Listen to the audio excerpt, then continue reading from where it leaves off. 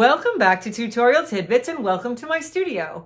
Thanks for joining me today. I am going to be teaching you how to make some beautiful, luxurious, layered brown collage papers today. Now, brown is not really a color that's typically in my repertoire, but I am working on some fabulous fuzzy animals, and so I need to create some beautiful, rich brown collage papers. The key to rich brown collage papers is infusing some other colors, not just working with layers and layers and layers of brown and colors in the family of brown, but to bring in the unexpected. So without further ado, if you've got a few minutes, let's go check it out. Welcome to the garage studio. I have been working out here a lot lately because I have a giant commission that I'm working on. It is 3 panels of 30 by 48 inches. So the overall space is 90 by 48 inches, and it is for the Stanford University Children's Hospital, the Lucille Packard Children's Hospital, in the postpartum unit. So it is supposed to be colorful and cheerful and represent babies and families. So I decided to represent that demographic with meerkats because the project was to represent them with animals. So I am representing with meerkats because meerkats work together to raise everybody's babies as a community. And I thought that that was a progressive perspective on families. So today, I'm going to teach you how to make some beautiful brown collage paper because my meerkats are lots and lots of brown. But what I don't want is lots and lots of brown that doesn't have any spark or interesting other colors added to it because brown is very neutral. Now, we need neutral colors in collage and we need neutral colors in gel printing, but we don't need them to be boring neutral colors. So the idea is to infuse some other color in with the neutrals, but let the paper still read as brown. So when I show you the paper, you're still going to say that's brown, but in this case, it has ultramarine blue. So it still reads as brown, but it has some beautiful blue and copper accents. Now, I wanted to have a metallic in my brown, and my first go-to was gold. But gold is so much lighter than this that it would be very high contrast in a nice, rich, deep, dark brown paper to have gold. It would be too bright. So my options are, or your options are, if you have gold, is to blend it with other colors. You can't blend it with the ultramarine blue because you have to figure that gold in color mixing is to be considered yellow. So if it gets blended with the ultramarine blue, it's going to give you a metallic green. Okay, so but you can blend gold with magenta and have a beautiful metallic reddish, purplish, pink color, and that would work well. But so if you have only gold, you can blend gold with other colors. But especially you could blend gold with burnt sienna, and you could probably get something pretty close to copper. Copper is what I decided to use because copper is not so much lighter than the dark brown as gold is, and it's warm and richer and sort of a brownish tone on its own anyway. So copper is the metallic that I'm using in with my brown. And so here's one where I use blue, and here's one that I made where I use the magenta and the copper and a lot of warm tones, but it still reads as a brown sheet of paper. So some other colors that you could also infuse that I brought out that I haven't is Payne's gray, which is a kind of a cool gray. But the other color that I thought could be interesting would be a green. So like a Jenkins green, maybe lightened up a little bit and kind of mixed in there with the brown. So you could certainly do a green or a blue. Those are cool colors. and I am dealing with a warm brown. So I felt as though the color that I really liked blending in with the copper and the tones of brown was the magenta. So you'll notice that these are large sheets. These are very large, oversized sheets. And that is because my meerkats, as I mentioned, is a large work of art. So I need to create a lot of collage paper at once. Also, my meerkats are pretty furry. And this paper that I'm going to show you in a second tears in a very organic, kind of fuzzy edged way. Very easily it rips in a fuzzy edged way.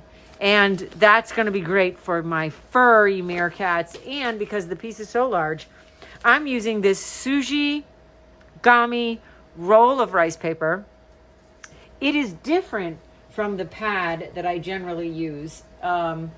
The sketch rice paper pad, I don't have a cover on it, but my 9x12 sketch rice paper pad, the paper's a little bit thicker. So this paper is a bit thinner, and that's why it tears so nicely on the edge. And it's 18 inches by 30 feet.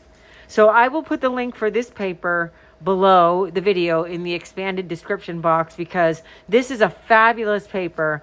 It is also the paper that I use for clouds when I do landscape, because of the way that it rips on this beautiful rough edge. It makes very nice cloud collage paper. So that's something to be considered as well. So yeah, so I love using this for fuzzy furry things, and I also love using it for clouds. I think you're going to really like this paper, but you could certainly do this with what you have on hand. Okay, so what I'm going to do for the Shuji Gami roll is take off a large piece.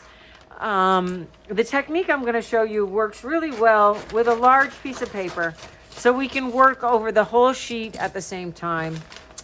And so I've just gotten myself kind of a rather large square of this paper, more than will fit in the video window at once. The first thing I'm going to do is something different than what I usually do. You've seen me work from light to dark, always in my collage paper. But for this beautiful brown paper, I'm going to work from dark to light. And the only way that you can work from dark to light is when you add opaque colors in the secondary layers. Because if I start with something very, very dark, like a mixture of Van Dyke brown and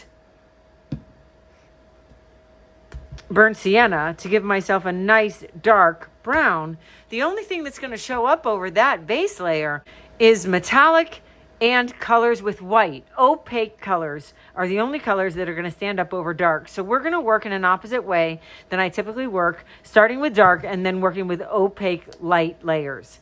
So I'm going to start with the burnt sienna. It's a very medium brown, and I need it to be darker. So I'm going to add Van Dyke brown to it. Van Dyke brown is a cool brown. It's a very neutral, cool brown. Burnt sienna is a very warm brown. You can see that it has a lot of yellow in it. So I'm going to sort of neutralize that with the Van Dyke brown and make myself a brown that's dark, but not as dark as 100% Van Dyke brown. So my base layer is going to be a nice, neutral, dark brown. So I'm using Van Dyke brown and burnt sienna. You could substitute colors. And then I'm using, by the way, my 9x12 gel plate from Joggles, my collaborative product with paper paintings and Joggles. It's a 9x12 gel plate, and it's made for us by Gel Press. I like the 9x12 plate because all my stencils are 9x12, so I can get a full imprint of the stencil. So all of my stencils with Joggles are 9x12. They fit completely on this plate. And typically when I'm printing with my 9x12 pad of sketch rice paper, everything's 9x12. It's perfect. But today we're using a bigger sheet of paper. So here's my sort of dark brown. I've got these white spots in it from brayer marks and the fact that my plate isn't perfect. But that doesn't matter, because when we're layering, those white marks will end up getting absorbed in the layers. So this time I'm going to add a little bit less Van Dyke brown. See if we can get a little bit more of a medium brown. There we go. A little bit lighter, but still nice and rich and dark. So the warm brown mixed with the cool brown is giving us a nice, rich, dark layer. So I'm going to put that over here. And you can see the warmer brown versus the cooler brown. Neither one is right or wrong. It's just giving me a nice dark base layer. And I'm going to end up putting 4 prints on this sheet that I cut in order to color the whole base layer in brown. So here we go again. It's okay if you overlap the first print. We're just going for a full coverage here. So again, and then my next one, I could do a little bit more Van Dyke brown and get it a little bit darker. I'm using my 6-inch brayer because it blends out over the plate really nicely, and I'm stirring the color, stirring it together with the brayer and then rolling it out. If you want to mix colors on the gel plate, you have to stir them first and then roll them out. If you just roll it out, it doesn't ever get completely blended. So here I've got my last segment of this large sheet of paper. I'd say my sheet of paper is probably, it's 18 by 20. Okay, so now I've got my nice dark, and like I said, it doesn't matter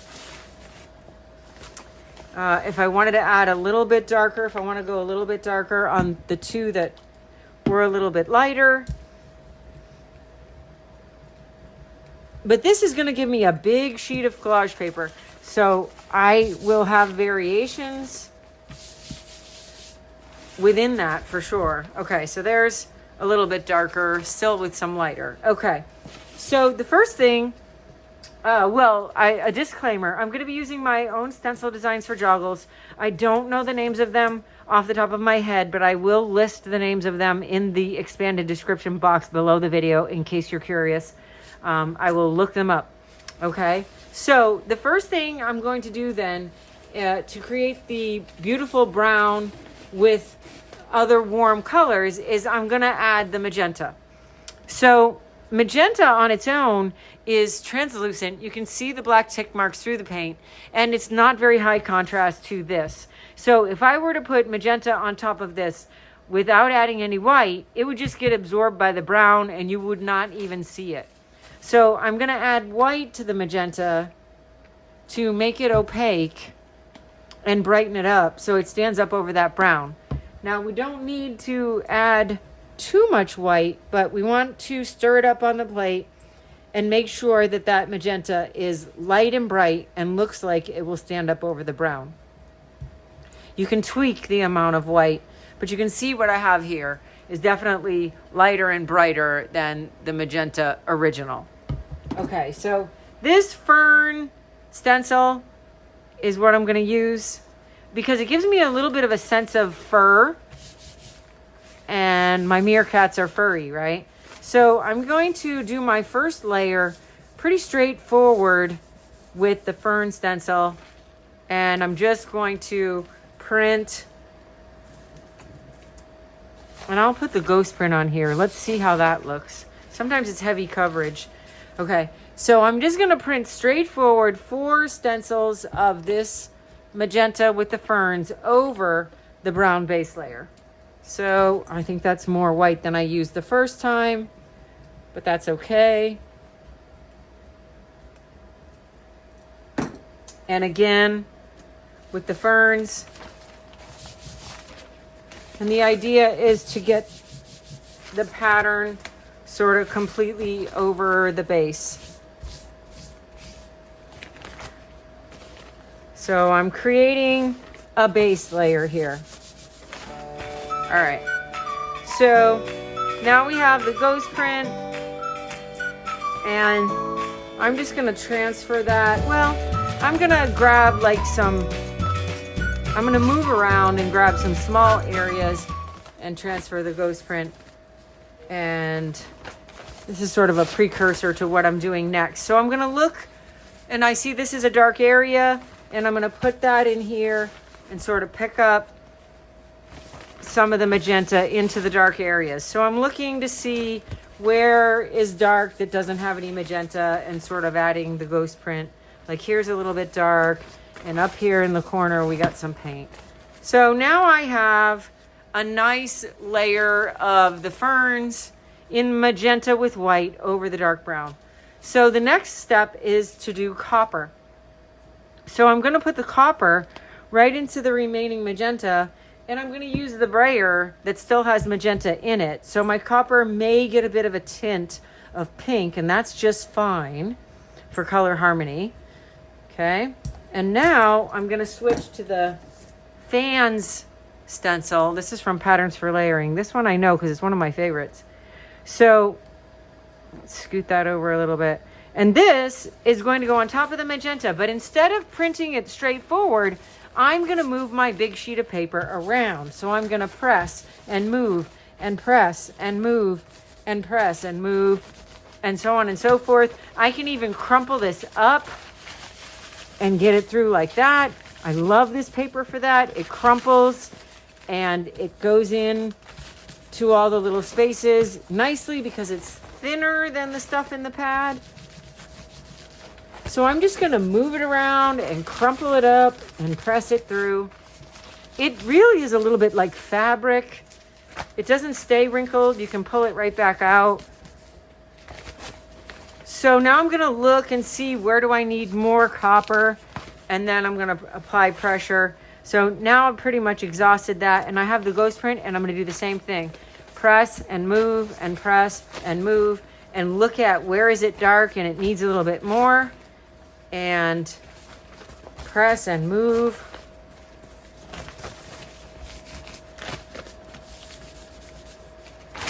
Whoops. Let's see. Okay, right here we need a little something, but at this point this may be dry. Okay, so now you can see that I've got the copper and the pink in there, and it's creating some beautiful, warm, rich layers. But it's taken it away from brown and more towards copper and pink. So now what I need to do is put brown on top to interrupt some of these large areas of concentrated copper and pink so that I can bring it back to brown. I'm going to leave this on here, not going to worry about that, but I'm going to bring in my cool, dark Van Dyke brown. Put that over, and I'm going to grab a second brayer that does not have any magenta or metallic in it. So I've got a clean brayer here, so I'm going to get a nice clean layer of Van Dyke brown.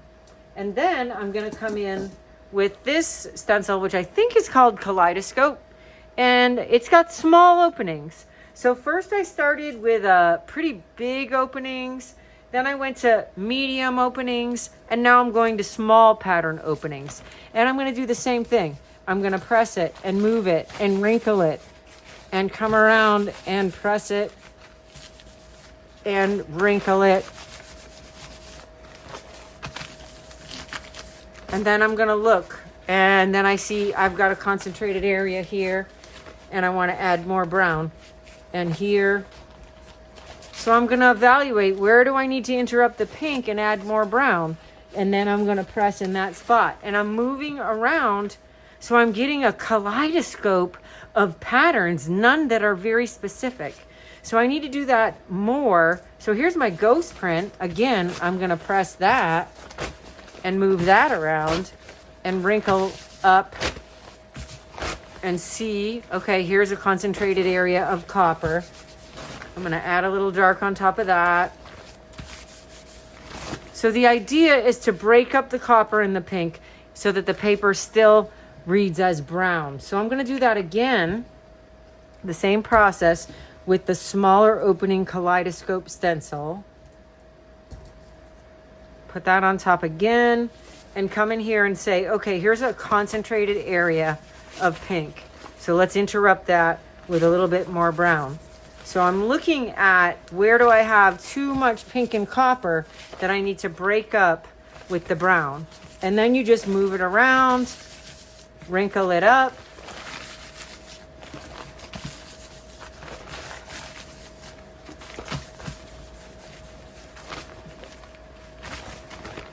and check where you need more brown. Ooh, that's looking really nice. And it's a lot of paper at once. Look at this giant amount of paper that I'm creating. I'm going to have plenty of this color for my meerkats. And I don't have to do 4 different sheets of paper. I'm doing basically 1, 2, 3, 4 9x12s at the same time. So again, I'm going to take this off and utilize the ghost print and see, okay, right here is an area that has a lot of concentrated pink. So now I'm just continuing to break up the pink and copper by bringing back the dark brown on top. And the pink and copper stood up over the dark brown because they're opaque. Copper is opaque. You cannot see the tick marks through the copper. Magenta is translucent. You can see the tick marks through, but when we add pretty much opaque titanium white, and titanium white is more opaque than zinc white, so this is my preference. When I add this to the magenta, we get a opaque magenta that clearly stands up over the dark brown, and the copper that clearly stands up over the dark brown. So now I've got a beautiful sheet of brown. This reads as brown, but it has copper and magenta and warm colors in it. So it's way more visually interesting with all these layers and the shifting and crinkling and printing and creating basically 4 sheets at once. It's way more visually interesting to incorporate another color. And I just want to show you once again the cobalt blue version and of course the very beautiful warm magenta version. I hope you found that helpful. I hope you give it a try. Happy Friday, and thanks for being here. Well, thank you for being here with me today. Thank you for checking out the brown collage paper lesson. I hope you found it helpful and interesting, and I really encourage you to check out that paper on the roll. It's one of my favorites. I don't use it a lot, but I use it in instances where I need fuzzy edges. So clouds and animal fur and sometimes vegetation in the landscape. It's a great paper to have in your repertoire. Also the 9x12 gel plate, which is a marriage made in heaven with the 9x12 stencils and my typical 9x12 pad of rice paper. So I hope you found all this helpful. All the links to all the things you need to know are down below, and I'll see you back here next week.